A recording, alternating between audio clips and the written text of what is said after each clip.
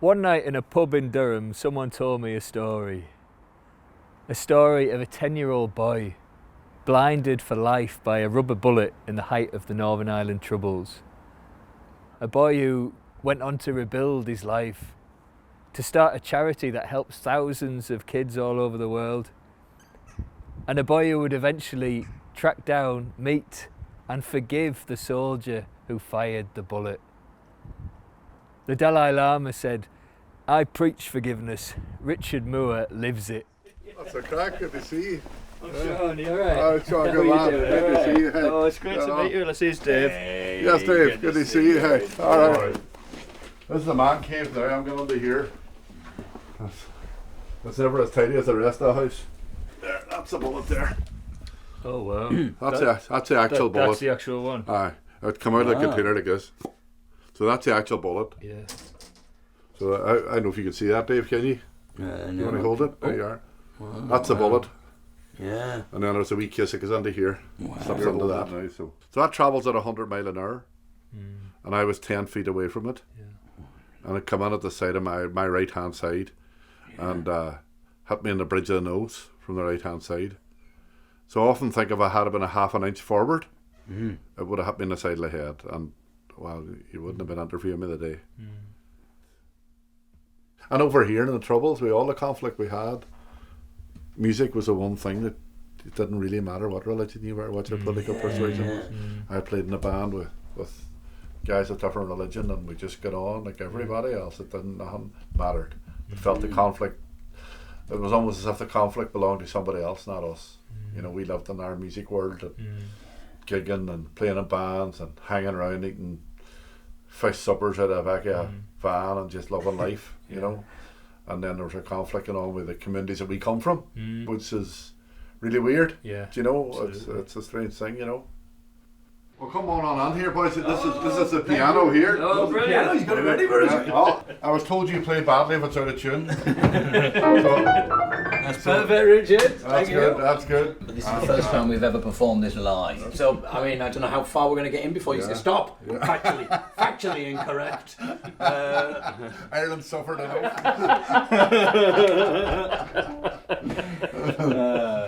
Okay.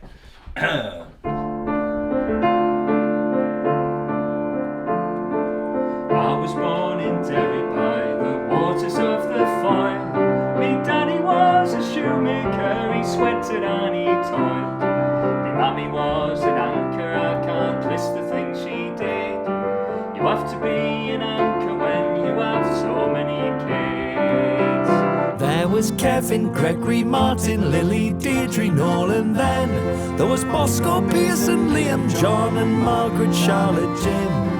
Cold feet hopping to and fro across the line or floor. I was the second youngest and my name is Richard Moore. Okay. Hey, well, so this is the Rosemount Primary School here on the left.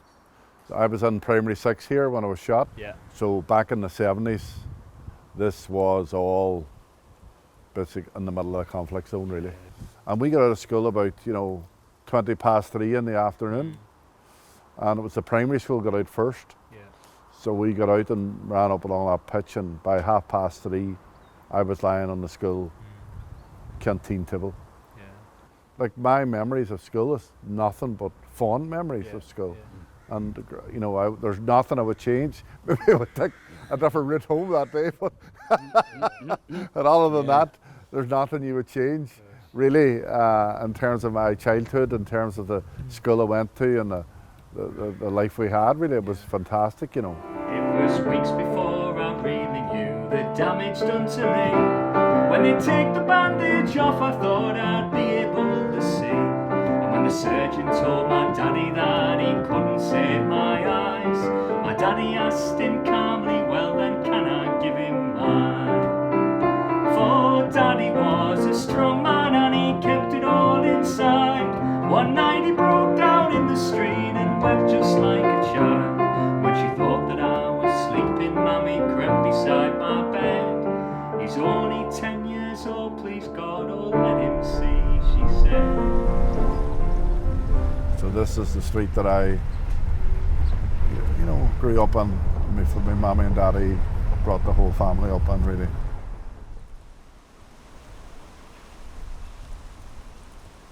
And funny, the strangest thing for me was being helped down the steps. Yeah. You know, I found that really strange. And it was around at the back of the house that there was a wee pavement around there in the garden where my daddy used to, Yeah. or where I used to, when they come out of the hospital, he used to walk me up and down the pavement out the back.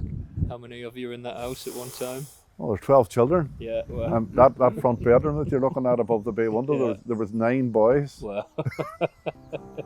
Now this is just my story, and it may be hard to hear that I forgive a man who caused all my parents' tears. But I did not do it for him, nor for him to see. Forgiveness was the gift that came and gave itself to me. Though the truth can be relentless and you think your heart can't mend, and it's like the world is ending all over again. And though the bullets fly still somewhere high above, may you find forgiveness deep down in the depths of love. Right, well, there you are. There you are. That's that time. What can I say? I'm blocking it. No, it's up here. Come this way. Some special relationship you've I got. have to pinch myself sometimes. Yeah. And I was visiting Derry at an event. You know, we started talking about forgiveness, Yeah. and I never really saw my story in the context of forgiveness until I heard him describe what forgiveness was really. And I realised what I was experiencing was forgiveness. Yeah. We chatted and then we got to know each other a bit more, and I've invited him back to Derry on a number of occasions and he's come back. You know, for me the Dalai Lama is everything that we should all aspire to be. It doesn't matter whether you're Catholic, Protestant, nationalist, Muslim, Hindu or whatever, we should be united. I believe a lot of what you do comes from a core compassion that you have for the issues that you write about. You know, and that's really what embodies everything for me, what His Holiness the Dalai Lama talks about, and that, you know. So this thing about them calling you the Derry Lama, is that true? Some people do that. And I think the Dalai Lama done it himself.